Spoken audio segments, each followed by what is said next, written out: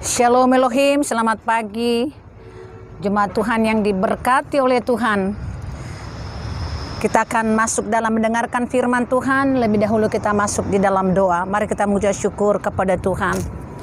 Di hadapan hadirat-Mu pada saat pagi hari ini Tuhan, kami mengucap syukur kepada Engkau untuk setiap kesempatan yang Allah berikan bagi kami, untuk kami dapat menikmati firman Allah yang hidup.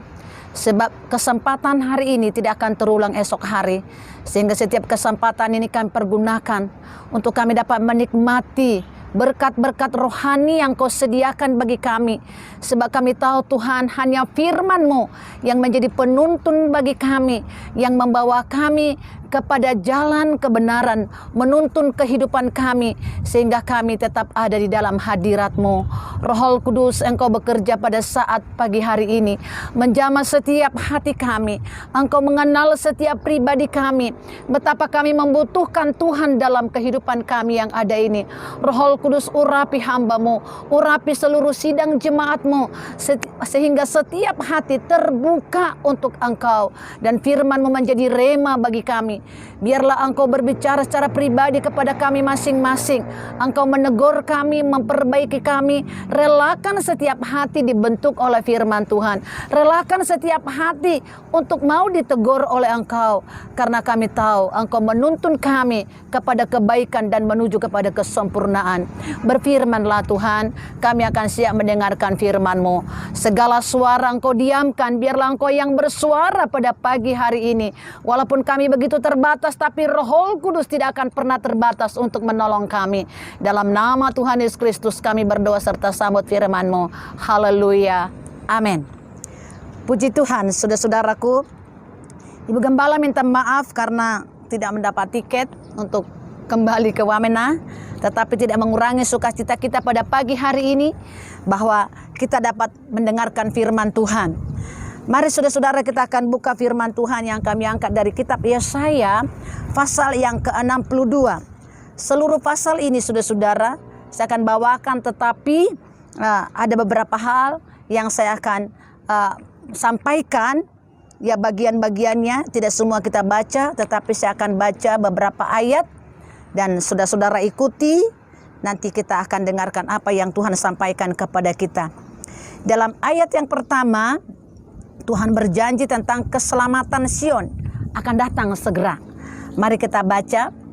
Oleh karena Sion, aku tidak dapat berdiam diri, dan oleh karena Yerusalem, aku tidak dapat tinggal tenang sampai kebenarannya bersinar seperti cahaya dan keselamatannya menyala seperti suluh. Terus saya lompat ke ayat yang ke-6. Di atas tembok-tembokmu, hai Yerusalem, telah kutempatkan pengintai-pengintai. Sepanjang hari dan sepanjang malam, mereka tidak akan pernah berdiam diri. Hai kamu yang harus mengingatkan Tuhan kepada Sion, janganlah kamu tinggal tenang. Ayat yang ke-7, dan janganlah biarkan dia tinggal tenang sampai ia menegakkan Yerusalem dan sampai ia membuatnya menjadi kemasyuran di bumi. Puji Tuhan, saudara-saudara. Kalau kita baca dalam kitab Yesaya ini,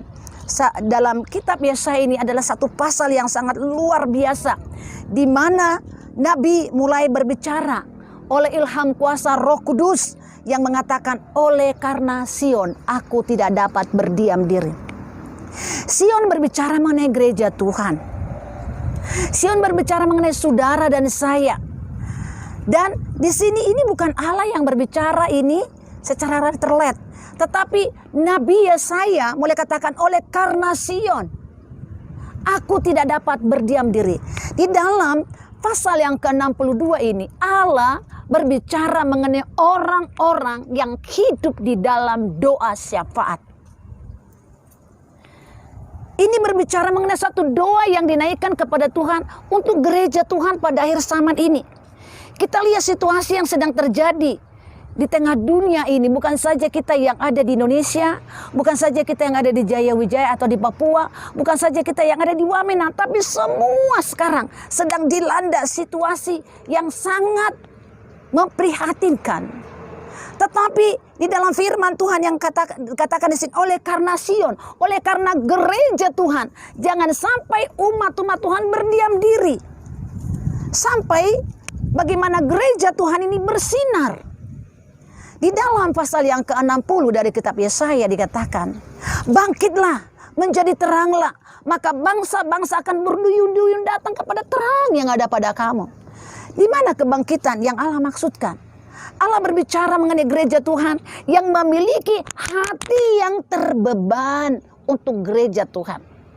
Allah ingin membangkitkan pendoa-pendoa yang ingin mendoakan umat-umat Tuhan. Situasi kotamu, mulai dari situasi rumah tanggamu, situasi lingkunganmu, anak-anakmu, bahkan situasi kota kita, situasi daerah kita secara khusus. Saudara ada di Jayawijaya, di Pegunungan Tengah. Kita lihat situasi yang ada di sini. Saudara-saudara, ini kota kita ini atau Pegunungan Tengah atau Papua disebut orang-orang Kristen. Ya, orang-orang Kristen. Kata Kristen adalah pengikut Kristus, bukan agamanya.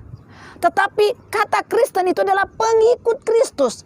Tapi apa yang kita lihat yang sedang terjadi pada hari-hari ini di tengah daerah kita sendiri, gak usah jauh-jauh di seluruh Indonesia, tetapi biarlah di daerah kita di Jayawijaya, baru saja kita hadapi saudara-saudara kita yang ya dikatakan perang suku.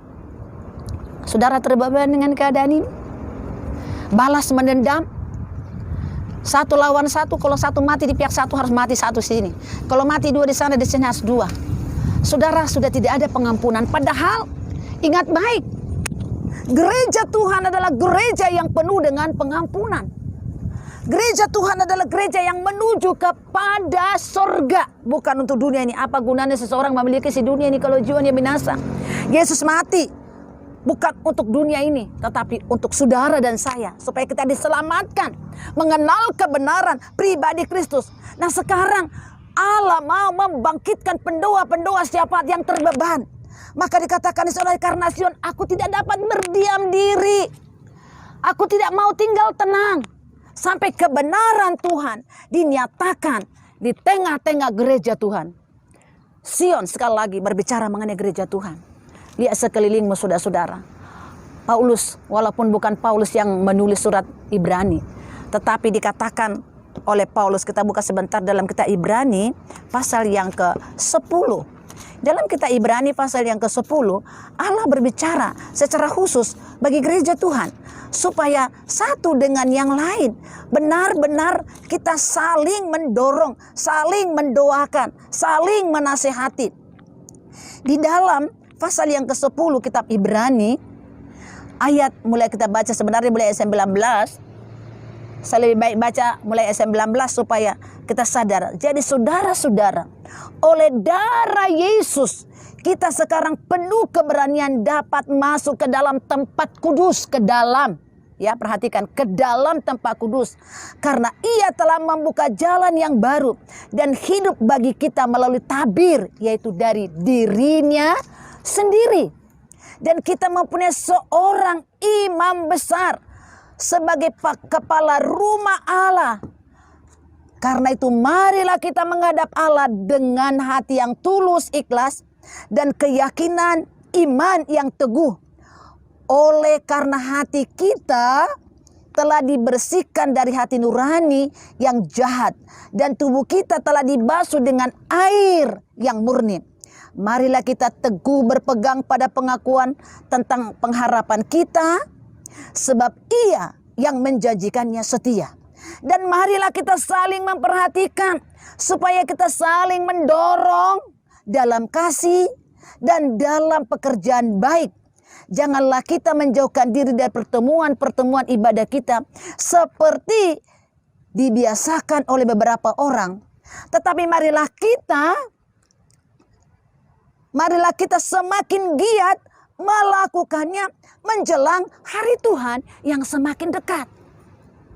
Gereja Tuhan harus peduli satu dengan yang lain. Bukan hanya peduli dengan keluargamu, bukan hanya peduli dengan gerejamu, bukan hanya peduli dengan kotamu, tapi peduli dengan sekeliling kita. Saya mau tanya saudara-saudara, bangkitkan roh doa di dalam kehidupanmu. Saat engkau melihat orang-orang di sekitarmu hidup di dalam roh kemabukan, hidup dalam pencurian, hidup di dalam rumah tangga yang kacau, adakah hatimu terbeban untuk mendoakan mereka? Adakah hatimu terbeban untuk kita di Jaya Wijaya ini? Apakah hatimu terbeban untuk pemerintah kita dalam situasi pandemi begitu banyak uang? Tetapi saudara-saudara, apa yang dialami oleh masyarakat kita hari-hari ini? Bangkitkan roh doa, jangan tinggal tenang, kata firman Tuhan. Karena Sion, karena gereja Tuhan, karena gereja Tuhan harus menuju kepada kesempurnaan, menuju kepada sorga yang telah Allah siapkan. Saudara-saudara, apa gunanya kita dalam dunia ini bersusah-susah? Aduh, sudah susah di dunia, tapi neraka menjadi bagian kita. Ini tanggung jawab gereja Tuhan. Makanya dikatakan oleh firman Tuhan dengan tegas, mari kita saling menasihati, saling mengingatkan, saling mendorong. Bagaimana caranya? Mungkin saudara tidak pintar mendorong orang lain berbicara. Saat engkau lihat orang lain, saudara-saudara tidak bisa bicara dengan mereka. Tapi doamu naik di hadirat Tuhan.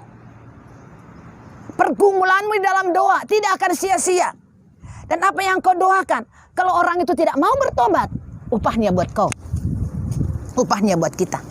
Jadi saudara-saudaraku, Allah mengajak, oleh karena Sion, maka saudara-saudara, aku tidak dapat berdiam diri. Oleh karena Yerusalem, aku tidak tinggal tenang. Saat engkau melihat situasi dunia ini, saudara-saudaraku yang kasih, sangat mengerikan. Mulai kita katakan, Tuhan tolong. Lihat saudara saya di sana, lihat masyarakat di sana, lihat pemerintah kami. Nah saudara-saudara, ini menjadi doa kita. Maka saudara-saudara, di dalam ayat yang ke-6 ada jawaban. Ini Tuhan mulai berbicara. Kalau tadi Nabi yang berkata oleh karena Sion, gereja Tuhan harus bangkit. Dikatakan dalam ayat 6, di atas tembok-tembokmu, ini Yesus berbicara, hai Yerusalem, telah kutempatkan pengintai-pengintai sepanjang hari dan sepanjang malam, mereka tidak pernah berdiam diri. Hai kamu yang harus mengingatkan Tuhan kepada Sion. Jangan kamu tinggal tenang dan jangan biarkan dia tenang. Jadi ini kita lihat timbal baliknya. Pendoa jangan tinggal tenang, tapi harus mengingatkan Tuhan katanya. Siang malam telah kutempatkan di atas tembok pengintai. Jadi saudara lihat kalau kita di Wamena ini kan ada tempat pengintaian toh dibuat. Jadi kalau orang mau berperang ada yang berdiri di atas. Jadi dia kasih kode. Ada musuh di mana. Ya. Itu ada tempat pengintaian di atas.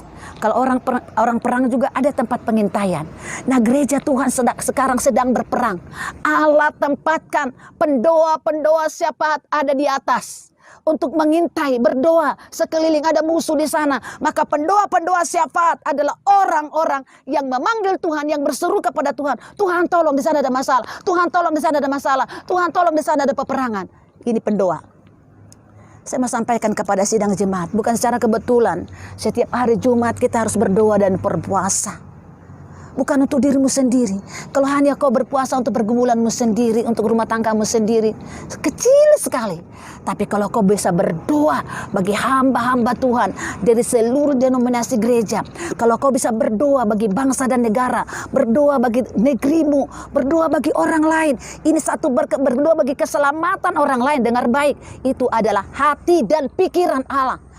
Yesus mati di kayu salib bukan untuk dirinya sendiri, tetapi untuk keselamatan semua orang yang percaya kepadanya. Tuhan tempatkan pengintai-pengintai, dikatakan siang dan malam. Kenapa saudara-saudara? Bumi ini, bola bumi, ini namanya bola ya, itu bulat. Jadi sementara sekarang kita di sini pagi, saudara-saudara tahu di Amerika malam. Ada pendoa di sana. Kita sekarang mereka ada yang sedang tidur, ada yang sedang berdoa. Seperti doa rantai, saudara sering kita buat doa rantai. Sementara teman kita masih tidur, ya jam 1 ada yang berdoa, ada yang jam 2 itu doa rantai. Itu Tuhan buat gitar di dalam dunia ini, pendoa-pendoa. Tapi adakah saudara masuk di dalam bilangan ini? Adakah saudara masuk dalam pengintai-pengintai yang Allah tetapkan? Yang memanggil Tuhan, jangan tinggal tenang. Saudara, ada satu contoh yang sangat luar biasa yang dihadapi oleh Daud. Kita buka sebentar di dalam Mazmur pasal 57. Kalau saya baca ayat ini saya sangat suka sekali mengenai Daud, saudara-saudara. Di tengah-tengah situasi yang dia alami oleh Daud, dia tidak tinggal tenang. Tapi yang luar biasanya Daud ini, di tengah peperangan, di tengah dia dikejar-kejar, tetap dia bawa kecapinya. Tetap dia bawa doanya. Makanya kita baca dalam pasal yang ke-57 dari kitab Mazmur ini, diburu musuh tetapi ditolong Allah. Ini temanya. Untuk pemimpin biduan menurut lagu, jangan musnahkan Mikam dari Daud. Ketika ia lari daripada Saul ke dalam gua. Ini di dalam gua. Nah, saudara-saudara, di dalam ayat yang kedua dikatakan, kasihanilah aku. Ini nyanyian sambil dia main kecapi, saudara-saudara. Jadi Daud itu sambil menyanyi dan berdoa. Ini namanya pujian penyembahan kepada Tuhan. Kasihanilah aku ya Allah, kasihanilah aku, sebab kepadamu lah jiwaku berlindung. Dalam naungan sayapmu aku akan berlindung sampai berlalu penghancuran itu.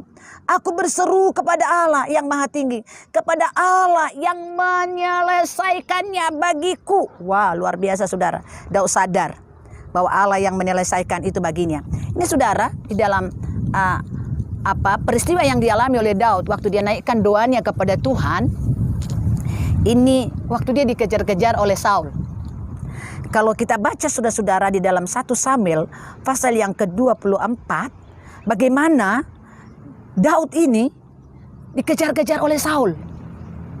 Tetapi saudara, waktu dia, bayangkan, waktu Saul mengejar, yang pertama waktu dia ada di En-Gedi, saudara-saudara, Saul tidak dapat. Karena tiba-tiba sudah hampir ketemu ini dengan Daud ini. Pasukan daripada Saul sudah mau tangkap ini Daud. Tetapi tiba-tiba ya Allah tidak menyerahkan Daud kepada Saul. Akhirnya apa yang terjadi? Tiba-tiba dia dengar, orang Filistin sedang menyerang Israel. Akhirnya mereka mundur. Tapi sesudah orang Filistin sudah lari, dalam pasal yang pasal 24 dari kitab Samuel ini, 1 Samuel pasal 24, orang bilang kepada siapa Saul, ada yang kasih tahu. Sesudah dia memburu orang Filistin itu, diberitahukan kepada Saul demikian, ketahui Daud ada di padang gurun En-Gedi. Wah, saudara-saudara, waktu Saul mendengar itu, saya heran sekali. Satu orang Daud, langsung Saul menghimpun 3.000 pasukan yang terpilih, kata firman Tuhan. Saudara bisa baca itu nanti di dalam 1 Samuel pasal 24 yang ketiga. 3.000 pasukan yang terpilih mengejar Daud. Wah, satu bangsa melawan satu orang. Tapi lihat, Allah ada bersama dengan Daud. Sehingga di dalam Mazmur ini dikatakan, dia mulai ambil kecapinya, dia mulai menyembah Tuhan, dia berdoa. Luar biasa. Di tengah kesulitan dia tidak lari kemana-mana. Dia mampu. Tetapi saudara-saudara, dengan kemampuannya, dia panglima, dia yang jago berperang. Tapi Daud, dia tetap berserah kepada Tuhan. Dia tahu alamat yang tepat. Daud Tuhan tempatkan menjadi pengintai di atas tembok. Musuh datang, dia lari kepada Tuhan, bukan lari kepada manusia. Nah, ini yang Allah mau terjadi di atas gereja Tuhan. Maka di dalam, untuk apa saudara-saudara? Di dalam Yesaya pasal 62 ini, kita lihat di dalam ayat 1 dan sampai ayat 3, bangkit pendoa-pendoa syafaat. Jangan tinggal tenang. Sekali lagi saya katakan, bukan secara kebetulan kita adakan setiap hari Jumat doa. Dan setiap hari Senin ada doa khusus pelayan. Hari Minggu yang lalu ada saya pesankan kepada saudara bahwa semua majelis, semua pelayan, baik singers, baik tamborin, baik pemain musik, baik pemimpin pujian yang melayani untuk hari Minggu, hari Senin kita adakan doa. Doa adalah sesuatu kekuatan di dalam gereja Tuhan, menuntun kita kepada kemenangan. Mungkin saudara mengalami kesulitan. Kenapa kita buat jam 5? Karena bilang, kantor. Wah, jam 5 sudah tidak ngantor lagi. Di mana ada hati, di mana ada satu kerinduan, di mana ada satu beban, saudara-saudara, pasti ada jalan. Kalau Tuhan berikan kesempatan bagi kita untuk berdoa. Betul, saudara bilang, saya berdoa di rumah. Tapi komunitas doa itu betapa pentingnya. Komunitas doa itu, saudara-saudara, persekutuan itu yang sudah ditetapkan. Saudara-saudara, memang hari Senin saya tidak bisa ikut doa karena kami ada pelayanan keluarga. Sesudah Bapak Gembala naik, saudara-saudara, ya kita ya banyak yang harus minta pelayanan. Sehingga saudara-saudara, saya sudah ingin dalam doa juga hari Senin itu, tetapi ya ada pelayanan sampai jam setengah 10, hampir jam 10 selesai, saudara-saudara. Jadi saya sampaikan kepada saudara, bangkitkan doa itu di dalam keluarga, di dalam komunitas kita sebagai jemaat Tuhan. Majunya pekerjaan Tuhan, terjadi perubahan bagi umat-umat Tuhan, bagi bangsa kita, bagi daerah kita. Ada pendoa-pendoa yang mengingatkan Tuhan, yang Tuhan taruh di atas tembok-tembok sebagai pengintai. Sehingga saudara-saudara yang kasih, mulai ayat yang pertama sampai ayat yang ketiga ini, suatu doa syafaat yang dinaikkan kepada Tuhan. Maka dalam ayat 4 sampai yang ketiga, saudara-saudara, kita lihat suatu nubuatan tentang penggenapan bagaimana nanti. Ya, saudara-saudara, satu katakan di sini, engkau tidak akan disebut lagi yang ditinggalkan suami, dan negerimu tidak akan disebut lagi yang sunyi. Dalam ayat yang ketiga dikatakan, engkau akan menjadi mahkota keagungan di tangan Tuhan dan serban kerajaan di tangan Allahmu. Mahkota, perhatikan, engkau akan menjadi mahkota keagungan di tangan Tuhan dan serban kerajaan di tangan Allahmu. Kalau berbicara mengenai mahkota, saudara-saudara, sering kalau kita lihat yang pakai mahkota itu siapa? Raja. Terus saudara-saudara, coba lihat kalau sudah mau masuk di dalam pernikahan, yang pakai mahkota itu siapa, saudara? Perempuan atau laki-laki? Saudara-saudaraku, yang pakai mahkota bukan laki-laki, yang pakai mahkota itu perempuan, saudara-saudara. Terus pengantin sudah pakai mahkotanya, saudara-saudara, pakai baju pengantinnya. Ini maksud Allah ada di sini, saudara. Nanti kita akan lihat apa sebenarnya yang Allah akan buat. Engkau, dikatakan di sini, akan menjadi mahkota keagungan di tangan Tuhan. Ingat saudara-saudaraku, di dalam 2 Korintus pasal 11, kalau nggak salah 2 ayat 3 itu, bahwa aku telah mempertunangkan kamu kepada seorang laki-laki bagaikan perawan suci.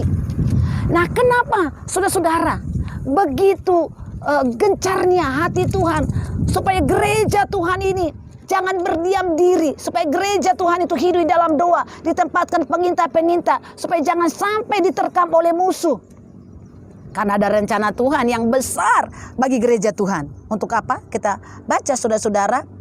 Kalau dalam ayat 6 tadi kita sudah lihat Tuhan tempatkan pengintai-pengintai di atas tembok. Nah, untuk apa, saudara? Kita baca selanjutnya. Kalau saudara baca mulai ayat 8 terus sampai ke dalam ayat yang ke-10, apa yang direncanakan Tuhan di sini? Dalam ayat 8, Tuhan telah bersumpah demi tangan kanannya, demi tangan kekuatannya, sesungguhnya aku tidak akan memberi gandum lagi sebagai makanan kepada musuhmu, dan sesungguhnya orang-orang asing tidak akan meminum air anggurmu yang telah kau hasilkan dengan bersusah-susah. Berbicara mengenai air anggur, saudara-saudara, adalah sukacita di dalam Roh Kudus. Jadi saudara-saudara, Tuhan tidak akan serahkan itu lagi kepada musuh. Nah, untuk apa, saudara? Mari saya lompat saja dalam ayat 10. Berjalanlah melalui pintu-pintu gerbang. Persiapkanlah jalan bagi umat. Bukalah jalan raya. Singkirkanlah batu-batu, tegakkanlah panji-panji untuk bangsa-bangsa. Sebab inilah yang telah diperdengarkan Tuhan sampai ke ujung bumi. Katakanlah kepada putri Sion, sesungguhnya keselamatanmu datang. Sesungguhnya mereka menjadi upah jeripayahnya. Katanya di saudara huruf besar, ada bersama-sama dia. Dan mereka yang diperolehnya berjalan di hadapannya. Saya mau tanya saudara, ini berbicara mengenai pengantin. Gereja Tuhan adalah mempelai Kristus. Nah, saudara-saudara, berjalanlah, bukalah. Saudara ingat waktu baru-baru ini kita minggu yang lalu ada pernikahan, saudara sudah dibikin karpet, dibuka pintu lebar-lebar, jangan ada orang depan. Pengantin mau lewat, ya. Nanti hari Sabtu depan Susan dengan Jason lagi, pengantin mau datang, buka jalan, jangan ada yang depan, akan berjalan. Maka dikatakan, berjalanlah melalui pintu gerbang, persiapkan jalan bagi umat, bukalah jalan raya, singkirkan batu-batu. Halo, Jadi kalau masuk dalam pernikahan itu jangan ada batu-batu.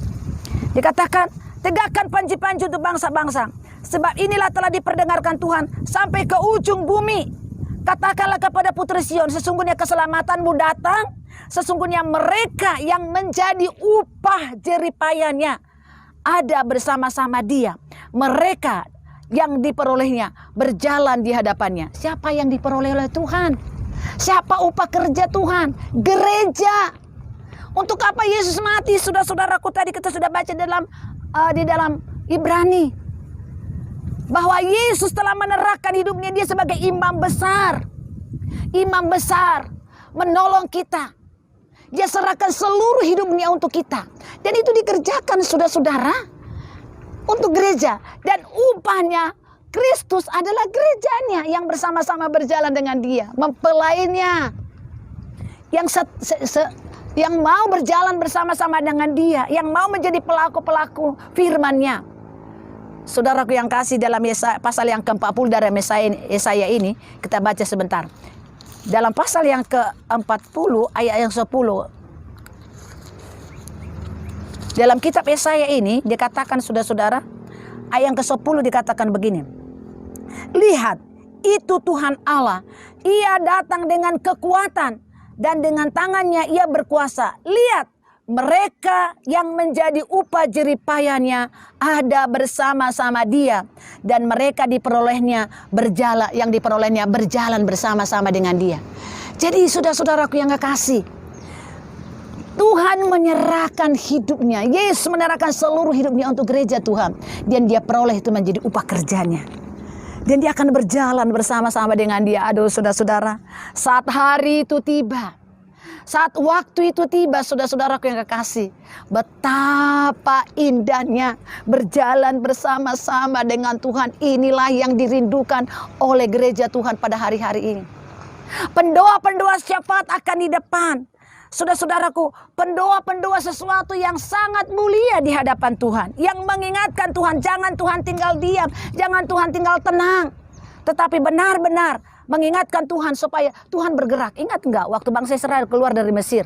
Bangsa Israel itu bersungut-sungut, mereka kepala batu, dengan segala macam cara mereka menyakiti hati Tuhan. Akhirnya Tuhan katakan, ya Musa, aku akan habiskan ini umat. Aku akan bunuh mereka di padang belantara. Tapi apa yang dilakukan oleh Musa? Tuhan, ambil.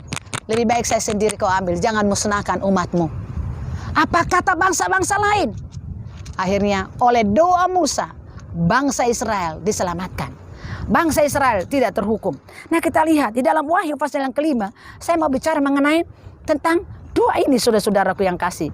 Kalau saudara baca mulai yang ke-1 dari kitab Wahyu, saya tidak akan bacakan semua ayat ini. Tetapi saudara-saudara saya baca mulai ayat yang ke-6, dengarkan saudara. Maka aku melihat di tengah-tengah tahta dan keempat makhluk itu, dan di tengah-tengah tua-tua itu berdiri seekor anak domba, seperti telah disembeli, bertanduk 7 dan bermata 7. Itulah ketujuh roh Allah yang diutus ke seluruh bumi. Perhatikan saudara, ke seluruh bumi. Lalu datanglah anak domba itu dan menerima gulungan kitab itu dari tangan dia yang duduk di atas tahta itu. Ketika ia mengambil gulungan kitab itu, tersungkurlah keempat makhluk dan ke-24 tua-tua itu di hadapan anak domba, masing-masing memegang satu kecapi. Perhatikan, satu kecapi ya, garis bawahi kata kecapi, dan satu cawan emas penuh dengan kemenyan. Itulah doa orang-orang kudus. Dan mereka menyanyikan suatu nyanyian baru, katanya, engkau layak menerima gulungan kitab itu dan membuka meterai-meterainya, karena engkau telah disembeli, dan dengan darahmu engkau telah membeli mereka bagi Allah dari tiap-tiap suku dan bahasa dan kaum dan bangsa. Perhatikan, doa, pujian, dan penyembahan. Mereka bawa kecapi. Jadi saudara-saudara ingat, kecapimu itu pujian. Dikatakan saudara-saudara masing-masing membawa kecapi dan satu cawan emas yang berisi apa? Kemenyan. Nah saudara-saudara, kemenyan kalau nggak dibakar tetap kemenyan. Tapi kalau kemenyan itu dibakar, itu akan terbakar dan itu asapnya naik menjadi bau harum. Saudara, di saat kau menyembah kepada Tuhan, berdoa dan menyembah, doamu harus terbakar. Penyembahanmu harus terbakar. Bukan hanya asal-asalan. Saudara-saudaraku yang kekasih dalam Tuhan, pujianmu harus terbakar. Doamu harus terbakar. Bukan lau-lau, saudara. Allah mau penyembahan kita, penyembahan yang terbakar semuanya menjadi bau harum di hadirat Tuhan. Ini yang mengundang Allah hadir di tengah-tengah pribadimu. Ini yang mengundang Allah hadir di tengah keluargamu. Ini yang mengundang Allah hadir di tengah-tengah ibadahmu. Di tengah-tengah persekutuan kita harus terbakar habis. Kalau kemenyan tidak terbakar, tidak ada bau apa-apa. Tapi kalau kemenyan terbakar, saudara-saudara, itu asapnya naik di hadirat Tuhan, menarik hadirat Allah hadir. Maka setiap pergumulanmu dijawab oleh Tuhan. Allah mempersiapkan kita menjadi mempelainya. Nah, saudara-saudaraku yang kasih ini, maka dikatakan Allah telah membeli engkau dengan darahnya sendiri. Untuk bagian dia, saudara-saudara. Yesus memberi contoh untuk doa ini. Sebelum Yesus sampai ke kayu salib, saudara-saudaraku yang kasih, kalau kita baca dalam kitab Lukas, nah Injil Lukas itu berbicara mengenai kemanusiaan Yesus. Dalam Injil Lukas, saudara-saudaraku yang kasih, bagaimana Yesus mengakhiri seluruh pekerjaannya sebelum dia ke kayu salib. Coba saudara baca di dalam seluruh Injil, tidak ada pernah Yesus takut. Apapun dia tidak pernah takut. Tapi luar biasa, saudara, satu ayat ini menunjukkan dalam Lukas pasal yang ke-22 ayat 34 sampai 36. Pada saat itu Yesus sangat takut. Waktu dia bawa murid-muridnya, mereka mengatakan, kita berdoa. Harus kita berdoa supaya kami dijauhkan dari percobaan. Nah, saudara-saudaraku yang kasih, tapi akhirnya Yesus pergi ke sepelempar batu jauhnya dari murid-murid. Firman Allah katakan pada saat itu Yesus berdoa dan ada malaikat turun ya dari sorga memberi kekuatan. Maka firman Allah katakan Yesus sangat ketakutan, dan saat dia takut semakin sungguh-sungguh dia berdoa. Waktu Yesus takut, karena apa saudara Yesus takut? Segala dosa, segala zaman sudah ditangguhkan di atas dia. Sehingga saudara-saudaraku yang kasih, saat dia akan masuk dalam hukuman. Akhirnya Yesus dikatakan waktu dia sangat takut, maka dia makin sungguh-sungguh berdoa. Maka keluar dia punya keringat mengalir ke tanah, darah, saudara-saudara. Saudara tidak mencucurkan darah untuk berdoa. Mungkin ada keluh kesah, ada beban, ada persoalan untuk dirimu, untuk masalahmu. Tetapi taruh beban di dalam hidupmu mengenai pekerjaan Tuhan. Taruh beban hidupmu bagi kota kita. Taruh beban di dalam doamu untuk bangsa kita. Taruh beban di dalam doamu untuk sekelilingmu. Mungkin ada keluargamu, untuk keselamatan orang lain. Saat kita ada beban ini, saudara, Allah akan mengutus malaikatnya memberi kekuatan kepada kita. Sehingga doa kita menjadi doa yang terbakar habis. Yang menarik hadirat Allah hadir untuk memberi kepada kita. Orang lain dapat diselamatkan oleh doa kita. Engkau adalah orang-orang yang akan dimahkotai oleh Allah. Itu firman Tuhan. Engkau akan mengalami kemenangan berjalan bersama-sama dengan dia. Nah, saudara-saudaraku yang kasih, kita lihat ada satu ayat lagi di dalam Wahyu pasal yang ke-22. Dalam Wahyu pasal yang ke-22, saudara-saudara, kita baca sebagai ayat yang terakhir ini, bagaimana Allah akan membawa gerejanya. Waduh, ini kerinduan kita semua, ya. Dalam Wahyu pasal yang ke-22 ayat yang ke-12, kita baca, saudara-saudara, sesungguhnya aku datang segera dan aku membawa upahku. Sekali lagi, siapa upah Tuhan? Gereja Tuhan. Dia akan membawa upahku, katanya. Jadi Allah sendiri atau Yesus sendiri datang, dia akan membawa upahnya. Siapa? Gereja Tuhan akan dibawa bersama-sama dengan dia untuk membalas kepada setiap orang menurut perbuatannya. Saudara, saat engkau duduk berdoa menyembah Tuhan, rasanya saudara-saudara kalau bangun doa pagi barangkali, atau ada yang bangun jam 2, ada yang bangun jam 3, ada yang bangun jam 4, ada yang bangun jam 5 atau setengah 5. Waduh, saudara-saudara, itu seperti berat. Tetapi ingat, engkau adalah upah Tuhan. Tuhan akan memahkotai engkau. Orang yang menanggalkan segala keakuannya, perasaannya, terbakar rohnya untuk berdoa, Tuhan akan memahkotai engkau. Tuhan akan membawa engkau sebagai upahnya. Dan dia mengenal orang-orang yang berlindung kepadanya, orang-orang yang menyembah kepada dia. Dia akan membalas kepada setiap orang menurut perbuatannya. Apa yang kita buat? Apakah kita malas berdoa, saudara? Apakah kita terbakar berdoa menyembah Tuhan?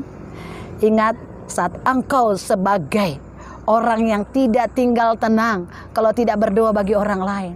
Orang yang tidak tinggal tenang yang Tuhan mau tempatkan siang malam dia di pengintaian. Mungkin kau bisa tidur sudah, tapi rohmu menyembah Tuhan, hatimu menyembah Tuhan. Saya ingat saudara-saudara yang terjadi di Kanada bagian utara. Ada satu kesaksian di mana daerah itu sudah hidup di dalam kegelapan, hidup mabuk, suami istri, tidak ada ketenangan di daerah itu. Tapi orang Tuhan bangkitkan pendoa-pendoa.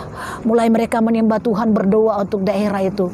Sekarang Kanada Utara diberkati Tuhan secara berkelimpahan. Karena Tuhan bangkitkan pendoa-pendoa.